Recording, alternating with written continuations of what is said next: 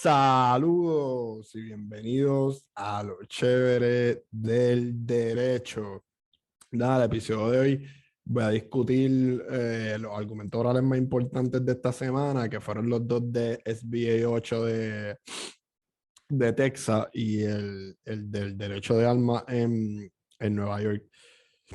En cuanto al SBA de Texas, pues en general, como ya he discutido anteriormente, en Texas se aprobó una ley en abril, marzo, que entró en vigor ahora en septiembre y que estuvo en controversia durante el Shadow Docket, que el Shadow Docket es eh, el tiempo donde se ven o se deciden casos de emergencia cuando el Tribunal Supremo no está reunido en sus términos, y era pues por la aplicación del SBA 8, que el SBA 8 fue designado de una manera para que las personas no pudieran acudir a los tribunales para que se le protejan sus derechos constitucionales, porque está diseñada de una manera para que personas privadas o personas que no son funcionarios públicos sean los que vayan a los tribunales para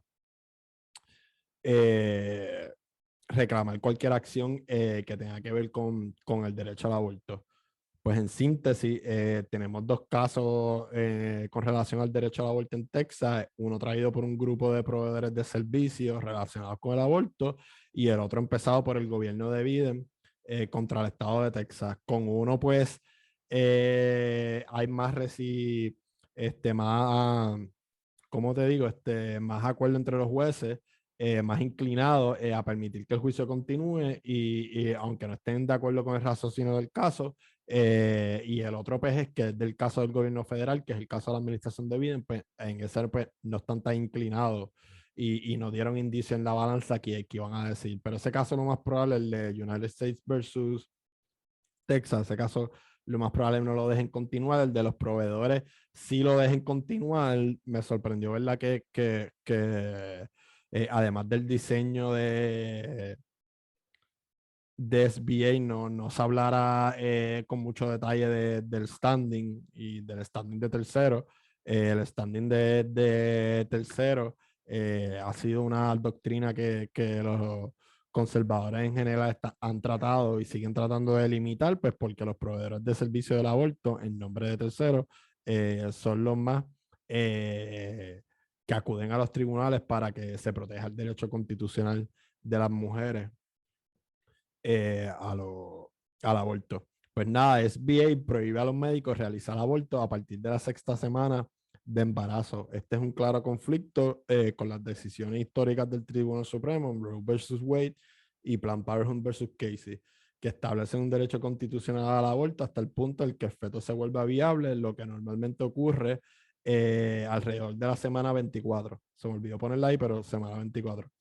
Los argumentos del lunes se centraron principalmente en el inusual mecanismo de la aplicación de la ley, lo que distingue de las prohibiciones similares del aborto que han sido promulgadas por otros estados y que han sido sistemáticamente anuladas por tribunales federales.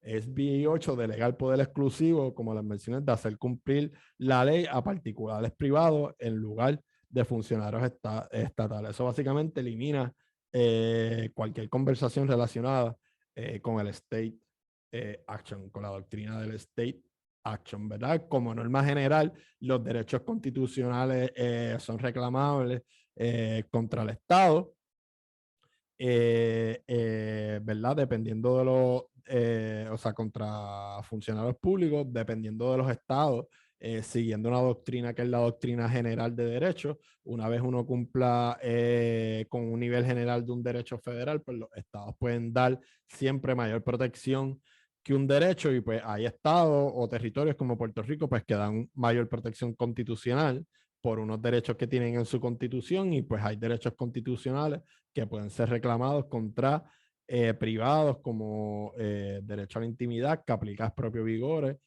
con la Constitución de Puerto Rico, artículo 2, secciones 1, sección 2, y la más importante, o una de las más importantes, la sección 7, Y pues en el caso de Texas lo que hicieron fue un diseño constitucional que eliminaron la doctrina de state action, ¿verdad? En este caso, la ley está hecha que cualquier persona que piense o que vaya a tener una idea de que un sitio de aborto o una persona va a hacerse un aborto después de las 6 semanas puede ser multada por $10,000 y también puede ser encontrada a que pague los costas y los honorarios en el caso. Como les expliqué, la ley permite a cualquier persona, incluidas las personas que no viven en Texas, presentar una demanda a un tribunal estatal contra cualquier persona que practique un aborto o ayude a hacer lo posible. Un demandante en una demanda exitosa puede recibir al menos $10,000 en daños junto con costos y honorarios de abogado. Al eliminar cualquier papel del Estado en la aplicación de SB 8, los redactores esperaban dificultar que los oponentes de la ley impugnaran su constitucionalidad en los tribunales, especialmente lo que le llaman el pre-enforcement, que era lo que se discutió normalmente en el Shadow Docket y que mediante una decisión de 5-4 el Tribunal Supremo permitió que la ley entrara en vigor en lo que se discutía los casos orales los argumentos orales de este caso. Es decir, han incumplido con su deber en 2 semanas de proteger el derecho constitucional al aborto de las mujeres. La evidencia de los últimos 2 meses sugiere que la ley está teniendo el efecto deseado. Las clínicas han informado que rechazan a muchos pacientes que buscan abortos y el número de abortos realizados en el estado se ha desplomado. Uno de los casos empezó en julio, que es Women's Health versus Jackson, como un esfuerzo de los diferentes proveedores. Este es el caso de los proveedores. Y el otro caso es United States versus Texas, que fue radicado a principios de septiembre cuando el Tribunal Supremo declinó paralizar la entrada en vigor de SB 8 mientras se dilucidaba el pleito de Whole Women's Health. Whole Women's Health versus Jackson. Texas argumentó que nadie podía traer un pleito antes de su aplicación. Los jueces no se mostraron muy convincentes con este argumento. La jueza Kagan resumió la controversia ante el tribunal. Observó que el diseño de la ley se hizo para evitar la aplicación del precedente de Ex parte Young. Ex parte Young fue un caso que permitió las demandas contra oficiales estatales para prohibirle que apliquen leyes claramente inconstitucionales como la de SB 8. ¿Y por qué la de SB 8 es claramente constitucional? Bueno, porque va en contra de un precedente que es el de Casey específicamente, que confirmó una de las partes de Roe vs. Wade en cuanto a las semanas de viabilidad. Pero no validó que se hicieran injunction contra cortes estatales ni su funcionario. Es decir, como expresa la jueza Kagan, el diseño constitucional de SB 8 está hecho de una manera para explotar el loophole que dejó, ¿verdad? O que deja este precedente en el ordenamiento jurídico federal de derechos constitucionales y derechos civiles. ¿Verdad? Kagan rechazó la idea de que las manos del tribunal estaban atadas porque some geniuses came up with a way to evade the commands of that decision as well as the broader principle that states are not to nullify federal constitutional grounds. El tribunal sugirió a Kagan, el tribunal sugirió que Kagan no debe simplemente renunciar a la idea porque we've never seen this before, so we cannot do anything about it.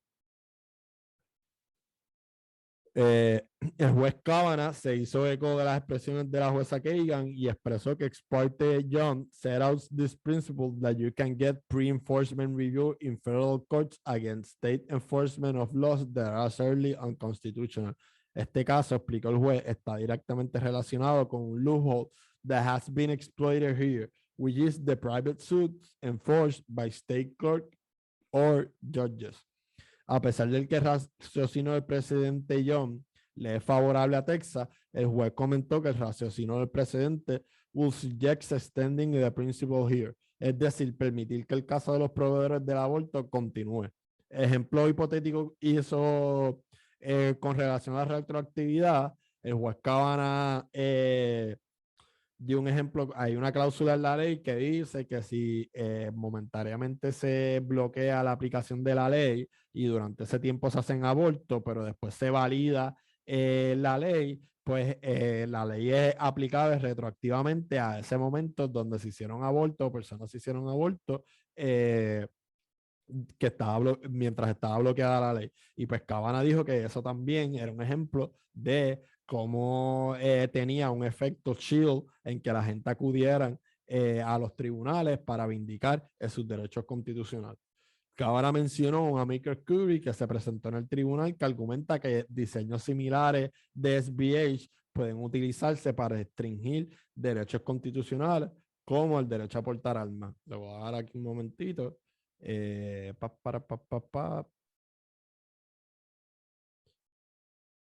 Aquí tienen el brief, es del Fireman's Policy Coalition Support de los peticionarios.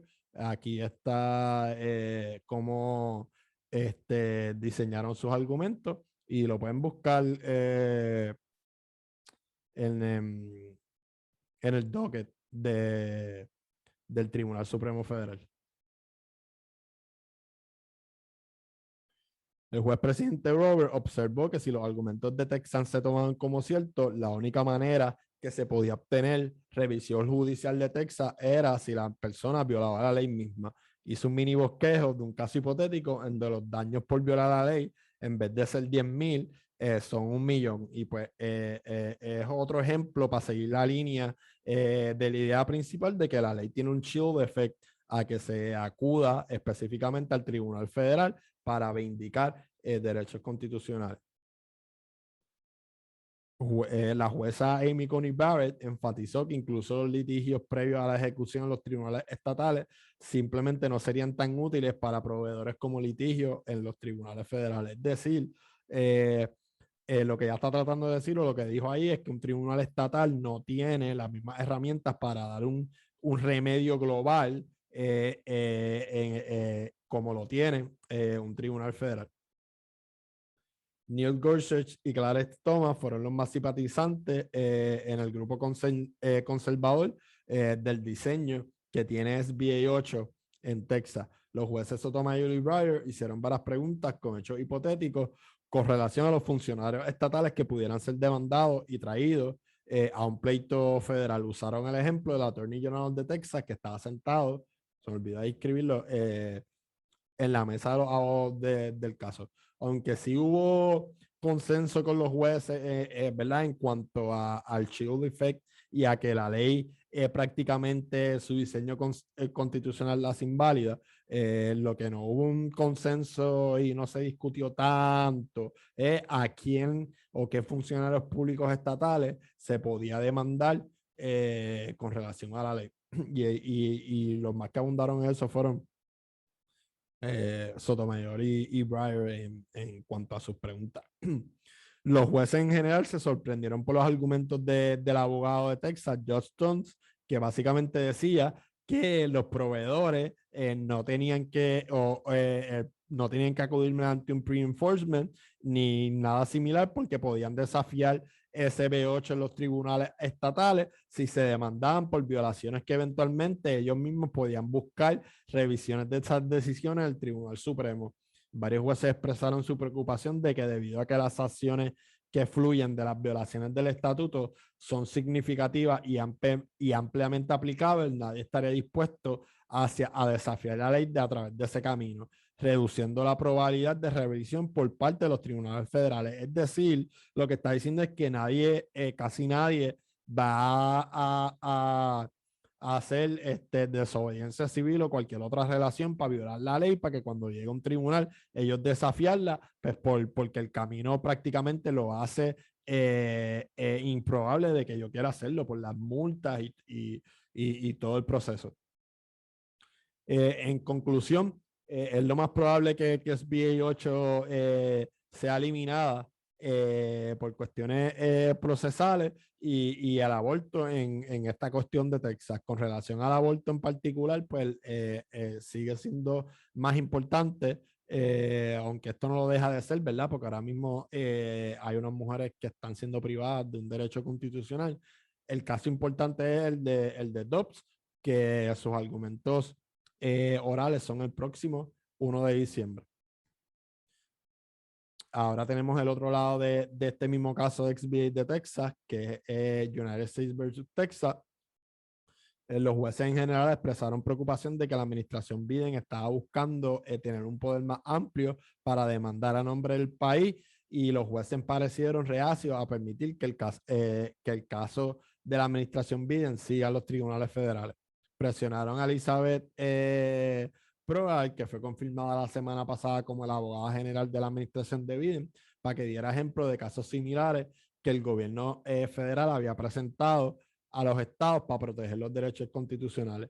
Probert contrarrestó que no estaba al tanto de los ejemplos porque la ley de Texas está tal sin precedentes. La administración de Biden no está firmando un derecho,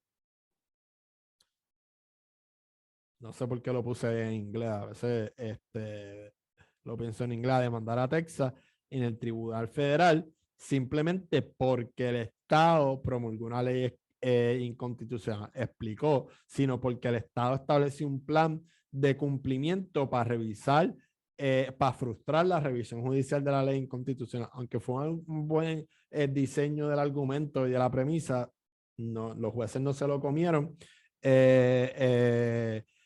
Por ejemplo, Robert le contestó que para que exista un raciocinio tan amplio debe existir un principio que lo limite. Sin embargo, la discusión en el caso de la administración de Biden eventualmente se volvió hacia el caso de los proveedores, tanto para Probert comenzó con su reputación al discutir cómo un fallo a favor de los proveedores podía afectar el caso del gobierno. Probert concluyó reiterando lo que ella describió como las implicaciones sorprendentes del argumento del Estado. Si nadie puede traer una demanda prospectiva para bloquear una ley como SB 8, hizo hincapié, entonces ningún derecho constitucional es seguro y ninguna de las decisiones del Tribunal Supremo es segura. Nuestras garantías constitucionales, dijo a los jueces, no pueden ser tan frágiles. Ahora vamos a pasar al caso del derecho a las armas en Nueva York. Esto es un desafío a una ley de más de 108 años en el estado de Nueva York. Se va a eliminar, pero todo el raciocinio de la decisión se va a aplicar nada más a Nueva York. No se va a aplicar a general a sitios públicos, como era lo que se creía antes de los argumentos orales. Así que la decisión de este caso va a ser una estrecha o una narrow en buen inglés, y no va a ser de manera general. Como les acabo de mencionar, parece probable que la ley de licencias de 108 años de Nueva York está en peligro.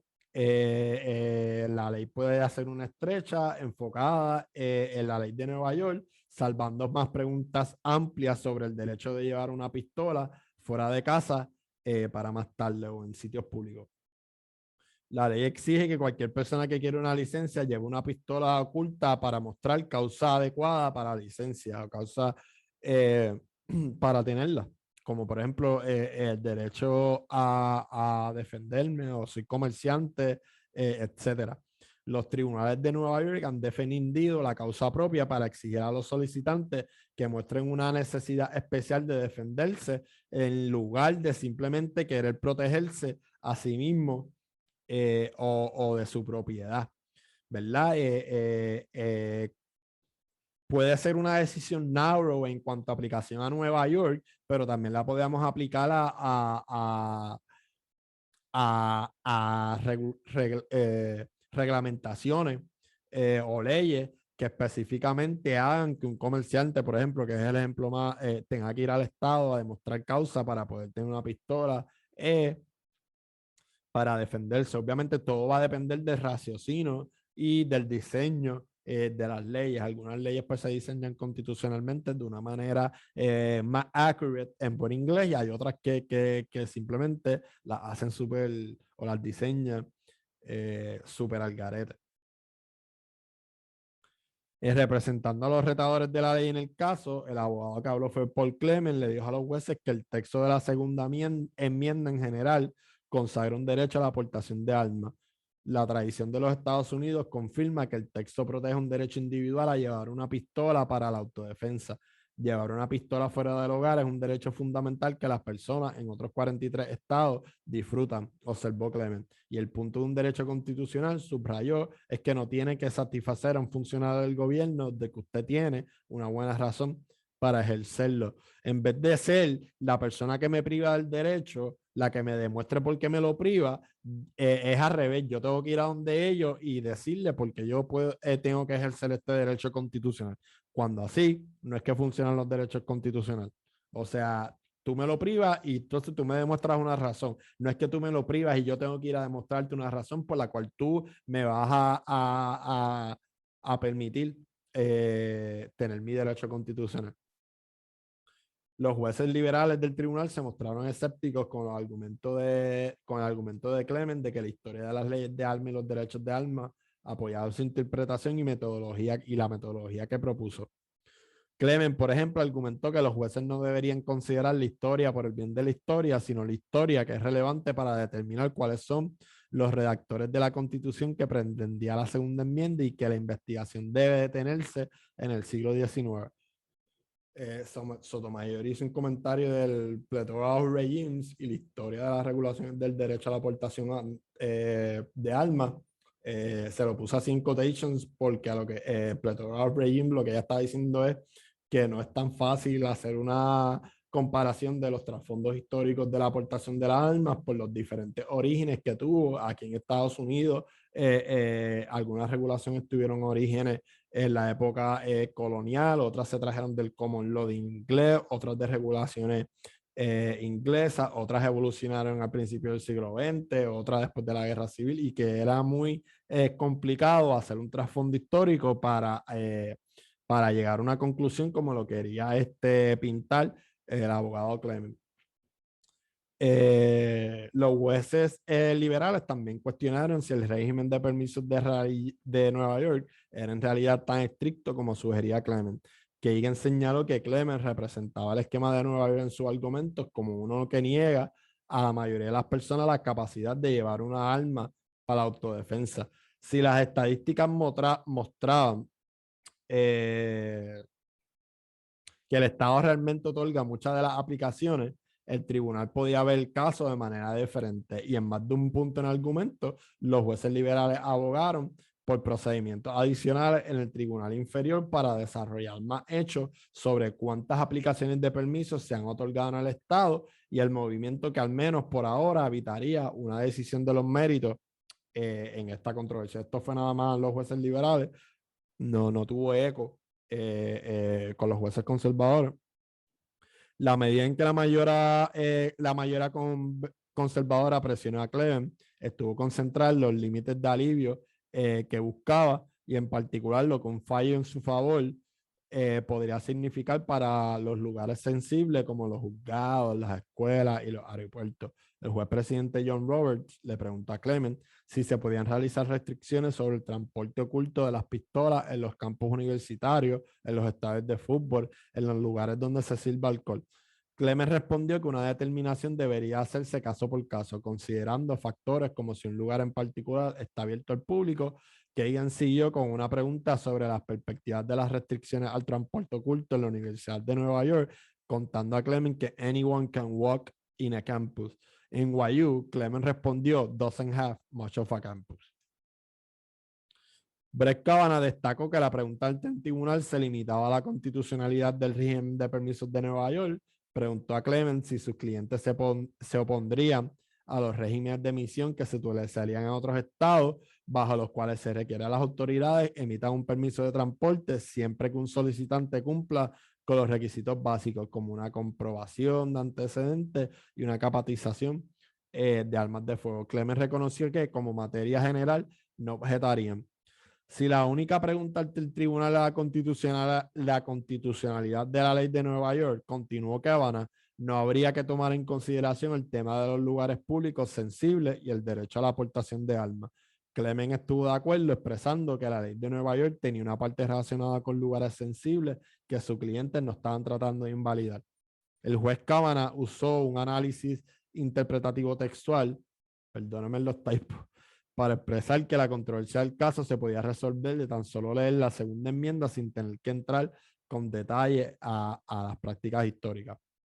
Barbara Underwood, Solicitor General de Nueva York, dijo a los jueces que durante siglos la ley inglesa y estadounidense ha impuesto límites al transporte de armas en público para la protección de la seguridad pública. La ley de Nueva York encaja bien dentro de esta tradición de regular el transporte público. Argumentó, o sea, está tratando de pintarlo como más un balance entre el poder que tiene el Estado, la ley de Nueva York, ¿verdad? Bajo una regulación del Estado de Nueva York y el derecho constitucional a portar armas. Brian Fletcher, el principal abogado general de los Estados Unidos, argumentó en apoyo de Nueva York en nombre de la administración de Biden y enfatizó de manera similar la historia de las regulaciones de armas. Fletcher numeró varias leyes estatales del siglo XIX que caracterizó como análoga a la ley de Nueva York. Varios jueces del tribunal, los conservadores, tomaron un asunto ante la justificación del Estado para otorgar licencia sin restricciones para llevar pistolas con más frecuencia en áreas menos densamente pobladas. Robert fue el que empezó y fue dudoso y salpicó a Underwood con preguntas. En el fallo del tribunal en Heller, el señaló se basó en el derecho a la defensa propia. Y pues cuando algún respondió que Nueva York quería proteger el derecho a la defensa propia, pero también proteger la seguridad pública, Roberts volvió a empujarlo con preguntas. Dijo que pueden entender un reglamento que prohíbe las armas en un estadio de fútbol, pero el derecho a protegerse uno mismo sería mayor en un área de alto crimen. El juez Thomas siguió la misma línea y preguntó si la ley de Nueva York tiraba una línea entre las áreas altamente densas en población y las que eran bajas. El juez Alito y el derecho a la autodefensa de un ciudadano de Manhattan y el derecho a la licencia de ley de armas. Lo que hizo fue que dijo como que una enfermera en Manhattan o todo este tipo de profesiones en Manhattan que todos los días viajan en lugares altamente altos en crímenes de por sí per se no tienen un derecho constitucional garantizado bajo la ley de Nueva York. Why isn't it good enough to say that I live in a violent area and I want to be able to defend myself? La respuesta de Underwood fue que un oficial examinador evaluó la totalidad de las circunstancias y Kavanaugh le contestó, that seems inconsistent with an objective constitutional right. El juez presidente Roberts, con otros derechos constitucionales, the Constitution gives you the right, and if someone going to take it away from you, they have to justify it, lo que les mencioné al principio, porque en este caso tenía que ser al revés. No matter what the right it is, would be surprising to have it depend upon a permit system. You can say that the right is limited in a particular way, just as a First Amendment right are limited. But the idea that you need a license to exercise the right, I think, is unusual in the context of the Bill of Rights. Y pues eso es lo que tenemos en el caso. Se va a resolver en su aplicación en Nueva York. Y las demás preguntas en lugares públicos en general, pues se va a dejar para en otras ocasiones. Nada, como siempre, gracias por el patrocinio. Live long and prosper. Cuídense, mucha salud y bendiciones.